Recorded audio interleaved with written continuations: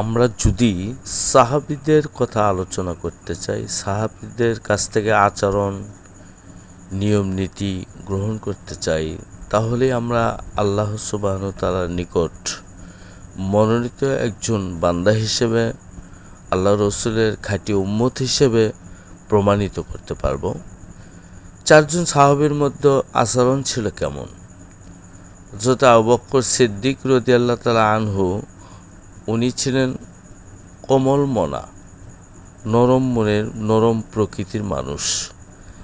এবং হযরত উসমান রাদিয়াল্লাহু তাআলা আনহু, উনি ছিলেন খুব লাজুক, সরম ছিলেন। এই লাজুকতার এবং হযরত উমর ছিলেন খুব দৃঢ়, সত্যের প্রতি নিজেকে প্রতিষ্ঠিত রাখার জন্যে খুব দৃঢ়তার সাথে উনি ছিলেন। হক এবং বাতিলকে সবসময় পার্থক্য করে উনি চলতেন। মাওলা আলী ছিল বিচারক দিক দিয়ে শ্রেষ্ঠ বিচারক। আপনারা যদি গবেষণা করেন, চিন্তা ভাবনা করেন, প্রত্যেকটা যারা আলেম ওলামা আছে, প্রত্যেকটা আলেম ওলামা যদি আল ওলামা ওয়ারাসাতুল আম্বিয়া হিসেবে দাবি করে নিজেকে, তাহলে আমাদের তো আসলে চরিত্র বৈশিষ্ট্য গ্রহণ করতে হবে চারজন সাহাবীর মধ্য থেকে। চারজন সাহাবীর আচরণের মধ্যে কি এইরকম ধরনের বক্তব্য তারা দিয়েছিলেন? আপনি ইমানদারদের নাটি নিতে হবে কেন? ইমান যদি ইমানদার হয় এবং ইমান যখন শক্ত মজবুত হবে, তখন আল্লাহ সুবহানাহু ওয়া তাআলা বলেছেন তো যে যারা মুমিন হবে তাদেরকে আমি কুদরতি হাত দ্বারা হেফাজত করবেন। ও ভাই, শুধু ইসলামের দাওয়াতটা আপনি বলে দেন, আপনাকে দারগা করে পাঠানো হয়নি তো।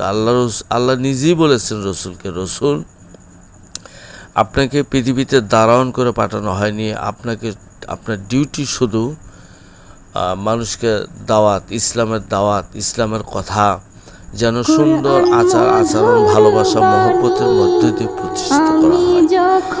এখান থেকে আমরা প্রমাণ করতে পারি আসলে এরা ইসলামের নামে কত প্রশংসা করতেছে। এরা, আপনারা একটু বুঝে নেন, আপনি কার থেকে ইসলাম গ্রহণ করতে চাচ্ছেন। আমরা যার কাছ থেকে ইসলাম গ্রহণ করতে চাই, তাদের আচরণের মধ্যেই যদি এরকম সমস্যা ঘটে, তা আমরা যাব কোথায়? আমরা কার কাছ থেকে দিন গ্রহণ করতে চাচ্ছি, কার কাছ থেকে দিন নিব? আমাদের আচরণের মধ্যে যদি ওটাই ফুটে ওঠে, ওই ধরনের আচরণই হয়, এত শক্ত কঠিনভাবে জানতে নাতি যাক থেকে মার বেচান, এগুলো তো জঙ্গিপনা কাজ। আপনারা এত বড় হুজুর, ইন্টারন্যাশনাল হুজুর, এত নাম, এত প্রচার প্রসারণ করেছেন, কিন্তু এই জঙ্গির মতো আচরণ এটি কি ইসলামের মধ্যে আছে? আপনি প্রমাণ করে যদি দিতেন, তাহলে আমরা অনেক খুশি হতাম।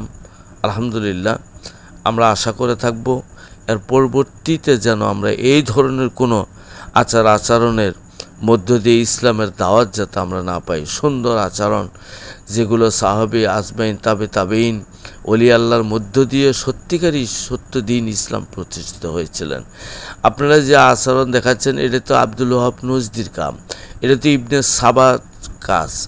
ইবনে সাবা, যিনি ইসলামের মধ্যে এরকমভাবে গোলমাল পাকিয়ে দিয়েছিলেন। পরের কথা অনেক লম্বা কথা, আমি ওদিকে যাব না। সঠিকভাবে এতটুকু যদি বুঝতে পারি, তাহলেই আমরা আল্লাহ সুবহানাহু ওয়া তাআলার কাছে শুকরিয়া জ্ঞাপন করে সবাই আল্লাহুম্মা আমিন।